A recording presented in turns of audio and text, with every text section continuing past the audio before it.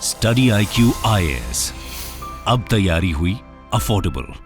नमस्कार दोस्तों, पाकिस्तान की आर्थिक स्थिति क्या है यह मुझे बताने की ज़रूरत नहीं है। कई वर्षों से पाकिस्तान लोन लेता आया है, चाहे वो US हो, चाइना हो, सऊदी अरब हो, IMF हो, वर्ल्ड बैंक हो, कई जगह से लोन लिया है। और वहाँ के लोगों को लगता है कि आज नहीं तो कल उनके जो आर्थिक हालात हैं उसमें सुधार होगा, लेकिन शायद ऐसा लगता नहीं, क्योंकि जिस प्रकार का एलिगेशंस अभी लगा है वो काफ़ी चौंकाने वाला है।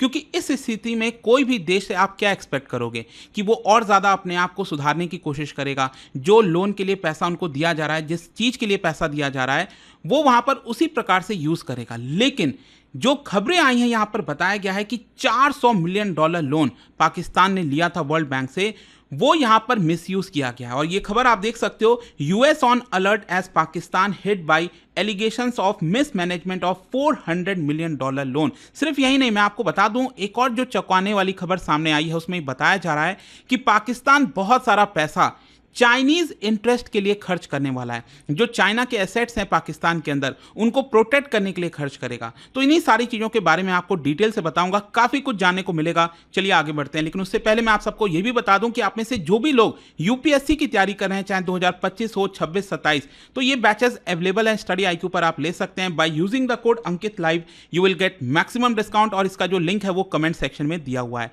और इसके अलावा अगर आप MCQs अटेम्प्ट करना चाहते हैं तो मेरे इंस्टा पेज पर जाइए, वहां पर स्टोरीज में जितने भी MCQs हैं उसको भी आप अटेम्प्ट कर पाएंगे।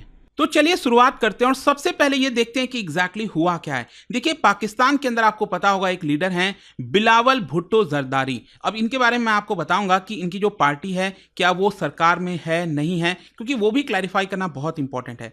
क्योंकि यहां पर बिलावल भुट्टो जरदारी ने ही एलिगेशंस लगाए हैं सरकार के ऊपर, और यहां पर यह बोला है कि $400 मिलियन का जो लोन वर्ल्ड बैंक से मिला था पाकिस्तान को, यह बेसिकली फ्लड रिलीफ एक्शंस के लिए मिला था। मतलब पाकिस्तान जो है वहां के लोगों के लिए, जो लोग प्रभावित हुए थे फ्लड से, उनके लिए मतलब जो घर है वो बनाया जाना था, उनके भलाई के लिए कई सारे काम किए जाने थे। लेकिन बिलावल भुट्टो ने सरकार को कंडेम किया और कहा है कि एक भी घर यहां पर बनाया नहीं किया, और जो पैसा वर्ल्ड बैंक से मिला उसको किसी दूसरे पर्पस के लिए इस्तेमाल किया गया। वो पर्पस क्या है नहीं पता, लेकिन हम सब जानते हैं कि वो पैसा कहां जाता है।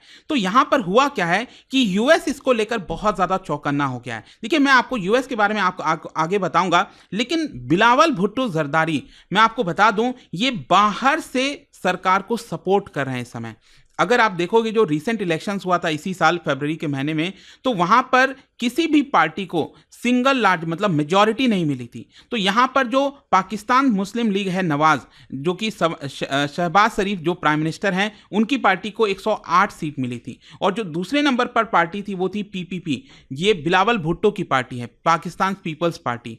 तो यहां पर क्या हुआ है कि इनके पास पूरा मेजॉरिटी नहीं था, ये माइनॉरिटी में है। तो इसी की वजह से सरकार चलाने के लिए उनको बाहर से सपोर्ट मिलता है PPP की तरफ से। तो यहां पर आप समझ रहे हो, खुद जरदारी ने, बिलावल भुट्टो ने खुद ही यहां पर एलिगेशंस लगा रहे हैं सरकार के ऊपर। अब इस एलिगेशंस को लेकर अमेरिका का क्या कहना है? देखो, US state department spokes person जो मैथ्यू मिलर हैं, उन्होंने अभी रिसेंटली प्रेस कॉन्फ्रेंस के दौरान यहां पर एम्फसाइज किया कि हम इस सिचुएशन को बहुत क्लोजली मॉनिटर कर रहे हैं। We take this matter very seriously, not just in Pakistan but America के टैक्स पेयर का पैसा जहां जहां पर भी जाता है, जिन देशों में जाता है, वहां पर हम उसको क्लोजली मॉनिटर करते हैं। अच्छा, इसमें एक और चीज है, बहुत से लोग सोच रहे होंगे कि ये पैसा तो वर्ल्ड बैंक से मिला है, तो अमेरिका क्यों इसके ऊपर फोकस कर रहा है? क्योंकि अल्टीमेटली आप समझना है कि वर्ल्ड बैंक से भी जो पैसा पाकिस्तान के पास गया है, तो वर्ल्ड बैंक को पैसा कहां से आता है? ये डेवलप्ड कंट्रीज से ही तो कहीं ना कहीं आता है। तो इसी की वजह से US यहां पर काफी ज्यादा चौकन्ना हो गया है। और यहां पर उन्होंने कहा है कि स्टेट डिपार्टमेंट, मतलब वहां की जो फॉरेन मिनिस्ट्री है और जो US एड है, वो स्ट्रिक्ट प्रोटोकॉल फॉलो कर रही है, मॉनिटर कर रही है, ताकि जो भी पैसा पाकिस्तान में जा रहा है उसको क्लोजली मॉनिटर किया जाए। ये इसीलिए करते हैं ताकि ट्रांसपेरेंसी और अकाउंटेबिलिटी को मेंटेन रखा जा सके। और उनका यह भी कहना था कि अगर हमें लगता है कि जो पर्पस के लिए पैसा दिया गया है पाकिस्तान को, अगर वो सही से यूज नहीं हो रहा है, तो हम यहां पर जो असिस्टेंस है उसको रोक भी देते हैं, ऐसा उनका यहां पर कहना था। अब देखिए, ऑब्वियस सी बात है, इसका बहुत बड़ा असर आएगा, क्योंकि जब इस तरह से खबरें आएंगी और जो देश यहां पर पैसा दे रहे हैं, चाहे वो अलग अलग इंटरनेशनल ऑर्गेनाइजेशंस हो गए, वर्ल्ड बैंक, IMF, उनको अगर ये लगता है कि यहां पर जो एलिगेशंस हैं वो सही हैं, सरकार, पाकिस्तान की सरकार सही तरीके से उस पैसे को यूज नहीं कर रही है, तो डेफिनेटली आगे चलकर यहां पर जो पैसा पाकिस्तान को मिल सकता था वो शायद रुक जाएगा। अभी रिसेंटली आपको याद होगा आईएमएफ ने करीब $7 बिलियन का नया जो पैकेज है, बेल आउट पैकेज, वो पाकिस्तान के लिए अप्रूव कर दिया है। और आईएमएफ से अगर आप देखोगे तो पाकिस्तान तो हर 2-4 साल में पैसे लेता ही रहता है। आप देख सकते हैं हर 2-4 साल में आपको देखने को मिलेगा कि इनको बेल आउट पैकेज मिलता रहता है। तो ये $7 बिलियन में से करीब $1 बिलियन अभी दिया जा रहा है पाकिस्तान को। फिर आगे चलकर जैसे जैसे कंडीशंस फुलफिल करेगा पाकिस्तान, क्योंकि बहुत स्ट्रिक्ट कंडीशंस लगाए गए हैं, तब जाकर यहां पर पाकिस्तान को बाकी के पैसे जो हैं वो धीरे धीरे करके रिलीज किए जाएंगे। फिर इसके अलावा और भी कई देश हैं जैसे चाइना, सऊदी अरब, यूएई, इन्होंने बहुत सारा पैसा दिया हुआ था और ये पैसा लौटाया जाना था पाकिस्तान को, करीब $12 बिलियन, लेकिन यहां पर उसको रोल ओवर कर दिया गया, मतलब एक्सटेंड कर दिया गया है। फिर इसके अलावा रिसेंटली स्टैंडर्ड चार्टर्ड बैंक से भी $600 मिलियन का लोन जो है वो पाकिस्तान को मिला है। तो आई होप आप समझ रहे होंगे कि पाकिस्तान काफी सारा पैसा लग रहा है, लेकिन हमें समझने की यहां पर जरूरत यह है कि आखिरकार ये पैसा खर्च कहां पर हो रहा है, इसको लेकर कोई ट्रांसपेरेंसी नहीं है। इनफैक्ट अगर आप देखोगे जो अभी काफी ज्यादा शॉकिंग खबर आई है उसमें यह है कि पाकिस्तान की सरकार ने 45 बिलियन रुपीज, अच्छा ये रुपी इंडियन रुपी नहीं है, ये बेसिकली पाकिस्तानी रुपी की हम बात कर रहे हैं, तो $45 बिलियन रुपीज पाकिस्तानी रुपी, जो कि डॉलर में अगर आप देखोगे तो $162 मिलियन होता है। ये पाकिस्तान की सरकार ने उनके मिलिट्री को दी है, ये कह के कि ये पैसा चाइना को प्रोटेक्ट करने के लिए खर्च किया जाए। आप देख सकते हो 45 बिलियन रुपी में से 35.4 बिलियन पाकिस्तानी रुपी ये बेसिकली वहां की पाकिस्तान आर्मी को दिया गया, और इसमें से 9.5 बिलियन पाकिस्तानी रुपी बाकी का ये पाकिस्तान नेवी को दिया गया। क्योंकि आपको पता है पाकिस्तान में चाइना पाकिस्तान इकोनॉमिक कॉरिडोर हो गया और भी बहुत सारे इंफ्रास्ट्रक्चर के प्रोजेक्ट्स बनाए जा रहे हैं, लेकिन कई बार देखने को मिलता है कि बम धमाका हो गया, चाइना के जो नेशनल्स हैं, नागरिक हैं, वो मारे गए हैं, चाइना के एसेट्स को डिस्ट्रॉय किया जा रहा है, ग्वादर पोर्ट के आसपास अक्सर आप देखते होगे धमाका होता रहता है। तो उन सबको प्रोटेक्ट करने के लिए पाकिस्तान इतना सारा पैसा खर्च कर रहा है। और देखिए ये एक बहुत बड़ी आयरनी है, मतलब चाइना एंटर किया था पाकिस्तान में ताकि वो पाकिस्तान की मदद कर सके, पाकिस्तान को और पैसे दे सके, लेकिन उल्टा हो क्या रहा है कि पाकिस्तान को ही पैसा खर्च करना पड़ रहा है ताकि वो चाइनीज इंटरेस्ट को प्रोटेक्ट कर सके। इसके अलावा मैं आपको ये भी बता दूं कि ये दूसरी बार पैसा दिया जा रहा है पाकिस्तान मिलिट्री को। अभी इसी वक्त कुछ समय पहले जो है 60 बिलियन पाकिस्तानी रुपी दिया गया था, उसके तहत पाकिस्तान की मिलिट्री को यह बोला गया कि आप टेररिज्म को खत्म करिए। अब आई डोंट नो यहां पर ये पैसा जो दिया जा रहा है वो टेररिज्म को खत्म करेंगे कि और ज्यादा उसको बढ़ाएंगे, ये तो भगवान ही जाने। लेकिन यहां पर इसके अलावा डिफेंस बजट अगर आप देखोगे पाकिस्तान का तो 2.12 पाकिस्तानी ट्रिलियन, पाकिस्तानी रुपी की मैं बात कर रहा हूं, ट्रिलियन, वो आपको देखने को मिलेगा।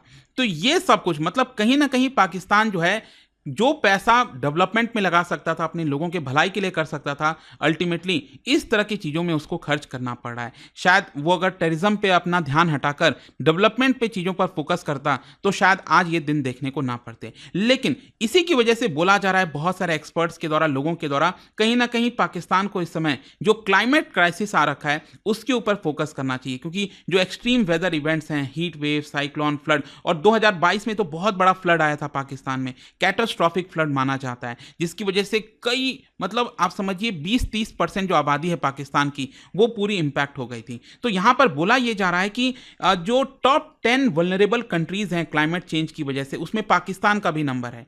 तो कहीं ना कहीं पाकिस्तान को इसके ऊपर फोकस करना चाहिए।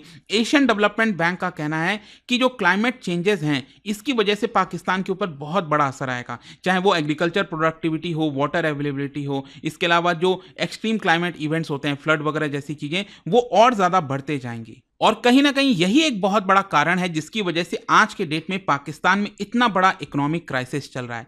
तो सरकार को प्रायोरिटाइज करना चाहिए कि ये पैसा जो खर्च कर रही है वो किधर जाना है। अल्टीमेटली कंक्लूजन ये निकलता है कि ये जो अब खबर आई है शहबाज शरीफ सरकार के ऊपर कि जो मिसमैनेजमेंट किया गया है फंड का, ये एक बहुत बड़ा झटका है। यहां पर आगे चलकर फ्यूचर में जो ग्रांट्स, लोन्स, एड मिल सकता था उसके ऊपर काफी ज्यादा असर करने वाला है। अब देखते हैं आगे यहां पर होगा क्या, बट आई होप कि आपको अच्छे से चीजें समझ में आ गई होंगी। और जाने से पहले एक इंटरेस्टिंग क्वेश्चन, इकोनॉमिक्स से रिलेटेड क्वेश्चन है, आपको बताना है कि सीआरआर के इंक्रीज होने से, कैश रिजर्व रेशियो के इंक्रीज होने से क्या होता है ये आपको बताना है। इसका राइट आंसर आप सबको पता है, मेरे इंस्टाग्राम पर तो मिलेगा ही, वहां पर अगर आप नहीं हो कोई बात नहीं, टेलीग्राम से ले सकते हैं इसका सही उत्तर। मैं कई सारे जो एमसीक्यूज हैं वो यहाँ पर स्टोरीज में डालता रहता हूँ। अगर आपको पीडीएफ चाहिए तो टेलीग्राम पर आइए, अलग अलग सोशल मीडिया पर आप जुड़ पाओगे। और जैसा मैंने आपको बताया, अगर आप यूपीएससी की तैयारी कर रहे हैं, कोई भी बैच चाहते हैं, you can simply use this code Ankit live to get maximum discount. And I hope कि वीडियो आपको पसंद आया होगा। मिलता हूं आपसे next time. Till then, thank you very much, see you soon. Study IQ IAS, अब तैयारी हुई अफोर्डेबल।